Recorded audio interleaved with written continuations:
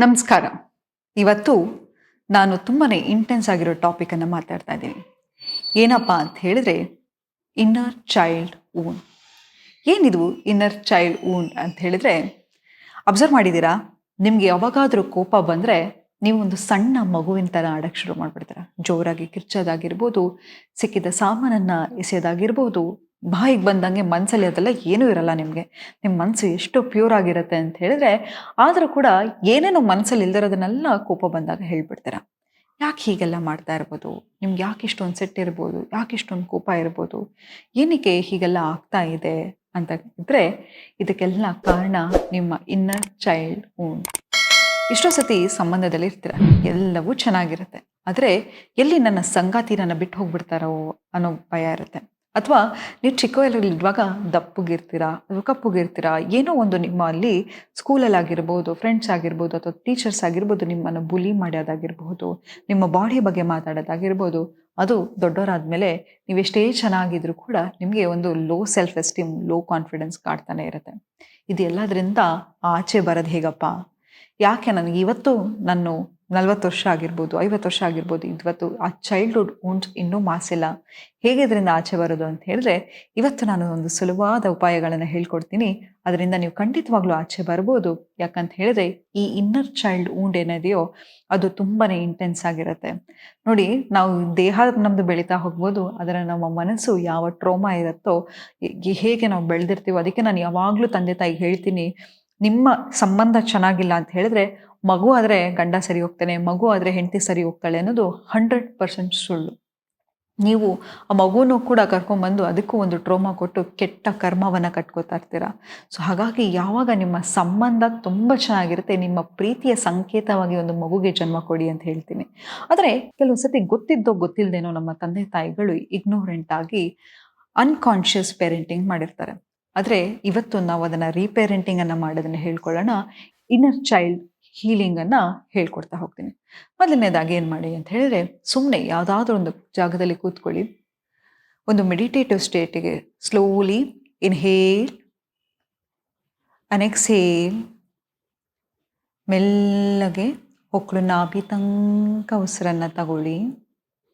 Slowly exhale through your mouth.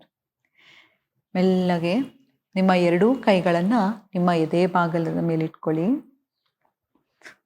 Slowly, gently inhale till your belly button. Exhale through your mouth. ಮೆಲ್ಲಗೆ ಹೊಕ್ಕಳು ನಾಭಿ ತನಕ ಉಸಿರನ್ನು ತಗೊಂಡು ಮೆಲ್ಲಗೆ ಬಾಯಿಂದ ಉಸಿರನ್ನು ಬಿಡಿ. ಹೀಗೆ ಮಾಡ್ತಾ ಹೋಗಿ ನಿಧಾನಕ್ಕೆ ಒಂದು 5 ಸಲ inhale and exhale through your mouth. Inhale once again. ಮೆಲ್ಲಗೆ ಹೊಕ್ಕಳು ನಾಭಿ ತನಕ ಉಸಿರನ್ನು ತಗೊಳ್ಳಿ. ಮೆಲ್ಲಗೆ ಉಸಿರನ್ನು ಬಿಡ್ತಾ ಹೋಗಿ. ಯಾವುದೋ ಒಂದು ಸುಂದರವಾದ ಪ್ರದೇಶದಲ್ಲಿ ಕೂತಿದ್ದೀರಾ. ಹಾಗೇ ಮೆಲ್ಲಗೆ ನಿಮ್ಮ ಬಾಡಿ ತುಂಬ ಸಡಿಲವಾಗಿದೆ. ಇಷ್ಟರ ಮಟ್ಟಿಗೆ ಸಡಿಲ ಅಂತ ಹೇಳಿದರೆ ತುಂಬಾ ಸಡಿಲವಾಗಿದೆ. ಒನ್ಸ್ ಅಗೇನ್ ಇನ್ಹೇಲ್, ಹೊಕ್ಕಳು ನಾಭಿ ತನಕ ಉಸಿರನ್ನು ತಗೊಳ್ಳಿ. Exhale through your mouth. ನಿಮ್ಮ ಬಾಡಿ ತುಂಬಾ ಹಗುರವಾಗಿದೆ. ನೀವು ಹೀಗೇ ಕೂತಿದ್ದೀರಾ. ನಿಮ್ಮನ್ನು ನೀವು ಒಂದು 3 ವರ್ಷದ ಮಗು ನಿಮ್ಮ ಎದುರುಗಡೆ ಕೂತಿರೋ ಥರ ನೆನೆಸ್ಕೊಳ್ಳಿ. ಆ ಮಗು ನಿಮ್ಮನ್ನೇ ನೋಡ್ತಾ ಇದೆ. ನೀವು ಆ ಮಗುವನ್ನು ಕಣ್ಣಲ್ಲಿ ಕಣ್ಣಿಟ್ಟು ದೃಷ್ಟಿಸಿ ನೋಡ್ತಾ ಇದ್ದೀರಾ. ಆ ಮಗು ಹೇಗೆ ಕಾಣಿಸ್ತಾ ಇದೆ ನಿಮಗೆ? ಖುಷಿಯಾಗಿದ್ದರೆ ಅಥವಾ ದುಃಖವಾಗಿದ್ದರೂ ಕೂಡ ಅದಕ್ಕೊಂದು ಟೈಟಾಗಿ ಒಂದು ಹಗ್ಗನ್ನು ಕೊಡಿ. ಕೊಟ್ಟು ಹೇಳಿ, I am safe, I am healing, you are happy,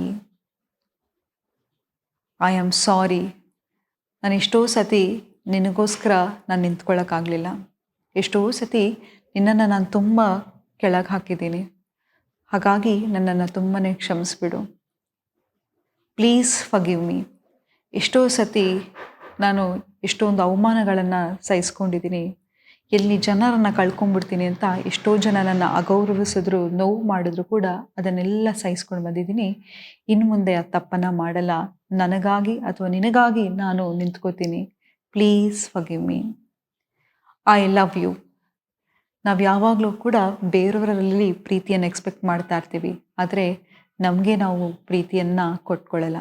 ಹಾಗಾಗಿ ಆ ಪ್ರೀತಿಯನ್ನು ನಿಮ್ಮ ಇನ್ನರ್ ಚೈಲ್ಡಿಗೆ as a grown up adult ಜೋರಾಗಿ ಗಟ್ಟಿಯಾಗಿ ಹೇಳಿ, ಐ ಲವ್ ಯು. ನನ್ನ ಜೀವನದಲ್ಲಿ ಯಾವುದೇ ಒಂದು ಕಷ್ಟ ಬರಲಿ, ಸುಖ ಬರಲಿ, ನೋವಿರಲಿ, ಅದೆಲ್ಲ ಜೊತೆ ನನ್ನ ಜೊತೆ ಇದ್ದೆ ನೀನು. ಹಾಗಾಗಿ ಥ್ಯಾಂಕ್ ಯು ಎಂದು ನಿಮಗಾಗಿ ನೀವೇ ಹೇಳ್ಕೊತಾ ಹೋಗಿ. ಮತ್ತೊಮ್ಮೆ ಒಂದು ಗಟ್ಟಿಯಾಗಿ ಹಗ್ ಕೊಟ್ಟು, ಇನ್ನು ಮುಂದೆ ನಾನೇ ನನ್ನ ಕಾಪಾಡ್ತೀನಿ, ನೀನು ಸೇಫ್ ಆಗಿದೆಯಾ ನೋಡು, ನಾನಿವತ್ತು ಬೆಳೆದು ಇಷ್ಟು ದೊಡ್ಡ ವ್ಯಕ್ತಿಯಾಗಿದ್ದೀನಿ, ನಾನು ಮೊದಲಿಗಿಂತ ಈಗ ಸಂತೋಷವಾಗಿದ್ದೀನಿ ಅಂತ ಹೇಳಿ ನಿಮಗೆ ನೀವು ಪ್ರಾಮಿಸ್ ಮಾಡ್ಕೊಳ್ಳಿ, ಇನ್ನು ಮುಂದೆ ನಾನು ನನ್ನನ್ನು ಕಾಪಾಡ್ಕೋತೀನಿ, ನನ್ನನ್ನು ನಾನು ರಕ್ಷಿಸ್ಕೋತೀನಿ ಅಂತ.